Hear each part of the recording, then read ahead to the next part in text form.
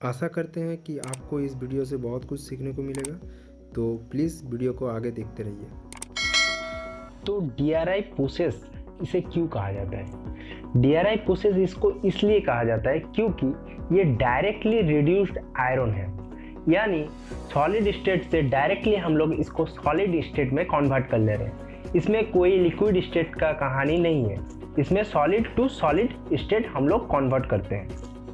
जैसा कि आपका ब्लास्ट फर्नेस में हो गया charging iron ore, sinter, pellet और लाइमस्टोन और कोक हम लोग ऐड करते हैं। ऐड करने के बाद उसको हम लोग क्या करते हैं, मेल्ट करते हैं। मेल्ट करने के बाद हम लोग स्लैग और पिग आयरन को अलग कर लेते हैं। लेकिन DRI प्रोसेस में ऐसा बिल्कुल नहीं है। DRI प्रोसेस में क्या होता है, DRI प्रोसेस में आपका सॉलिड स्टेट से मतलब यानी आयरन ओर का जो पैलेट हम लोग या फिर कोर्स पार्टिकल्स जो आयरन ओर है उसको हम लोग चार्जिंग करके डायरेक्टली स्पॉन्ज आयरन में कन्वर्ट कर ले रहे हैं। Why it is called sponge iron? इसे स्पॉन्ज आयरन क्यों कहा जाता है? इसे स्पॉन्ज आयरन इसलिए कहा जाता है क्योंकि DRI प्रोसेस है रिडक्शन प्रोसेस। रिडक्शन प्रोसेस में क्या होता है, आपका Fe2O3 से यानी हेमाटाइट से आपका ऑक्सीजन कोल के साथ रिएक्ट करके CO2 बन के उड़ जाता है, यानी आपका रिडक्शन हो रहा है। तो रिडक्शन होने के बाद वहाँ पे आपका Fe पड़ा रहता है, यानी वो आयरन है। तो अब क्या होता है, जो आपका O2 निकलता है उसमें से ऑक्सीजन निकलता है जो, तो ऑक्सीजन निकलने का टाइम आयरन के ऊपर आपका छोटा छोटा छिद्र बना देता है, उससे वो स्पॉन्ज जैसा दिखने लगता है, इसीलिए उसका नाम स्पॉन्ज आयरन कहा जाता है, जो बहुत ही ज़्यादा पोरस है।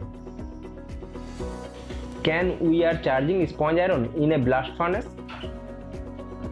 क्या हम लोग ब्लास्ट फर्नेस के अंदर आपका स्पॉन्ज आयरन चार्ज कर सकते हैं?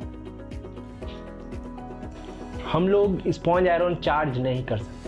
क्यों नहीं कर सकते? क्योंकि प्राइमरी स्टेज है आपका आयरन मेकिंग का ब्लास्ट फर्नेस और DRI प्रोसेस, और ब्लास्ट फर्नेस का आपका आउटपुट है पिग आयरन, यानी वो भी आयरन है और जो स्पॉन्ज आयरन है वो भी आयरन है। अगर हम लोग फिर भी चार्ज करते हैं तो उससे क्या होगा, कोई फायदा नहीं होगा, सिर्फ थोड़ा सा उसका क्वालिटी बेहतर होगा, वो आयरन ही रहेगा। जब हम लोग उसको डायरेक्टली स्टील मेकिंग के लिए भेज सकते हैं DRI प्रोसेस के बाद ही, तो उसको हम लोग पिग आयरन बना के और क्या करेंगे। स्पॉन्ज आयरन आर मैग्नेटिक और नॉन मैग्नेटिक? ऑब्वियसली भाई स्पॉन्ज आयरन मैग्नेटिक है। जो इसमें आयरन ओर डलते हैं, यानी आयरन ओर पैलेट या फिर कोर्स पार्टिकल्स का जो आयरन ओर डलता है वो ऑब्वियसली नॉन मैग्नेटिक होना चाहिए, यानी हेमाटाइट होना चाहिए, क्योंकि जो मैग्नेटाइट आयरन ओर है वो बहुत ही ज़्यादा स्टेबल है, जो हाई टेम्परेचर में जाके ही रिड्यूस होगा। यानी ब्लास्ट फर्नेस प्रोसेस में मैग्नेटाइट आयरन ओर से आपका आयरन निकलना संभव है, लेकिन DRI प्रोसेस में उतना हाई टेम्परेचर नहीं रहता है, फ्यूल कॉस्ट भी बहुत ही ज़्यादा लग जाएगा।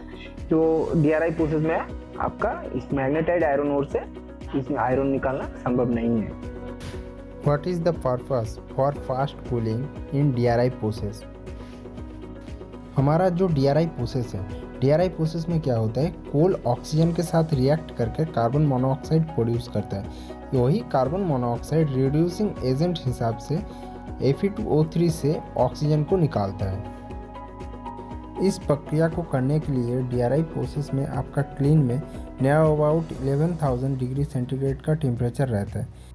अब 1100 डिग्री का टेम्परेचर का मटेरियल अगर डायरेक्टली एयर का कांटेक्ट में आएगा तो वो क्या होगा, फिर से रीऑक्सीडाइज हो जाएगा, यानी Fe से वो डायरेक्टली Fe2O3 में फिर से कन्वर्ट हो जाएगा। तो इसमें फ़ायदा क्या है, हम लोग Fe2O3 से हम लोग Fe बना रहे हैं, वही अगर फिर से हमारा Fe2O3 में कन्वर्ट हो जाएगा तो वो हमारा तो प्रोसेस पूरा बेकार गया। इसीलिए हम लोग क्या करते हैं, उसको फास्ट कूलिंग करते हैं, यानी डायरेक्ट 1100 डिग्री टेम्परेचर से हम लोग डायरेक्ट उसको 100 से 150 के डिग्री टेम्परेचर में लेके आते हैं।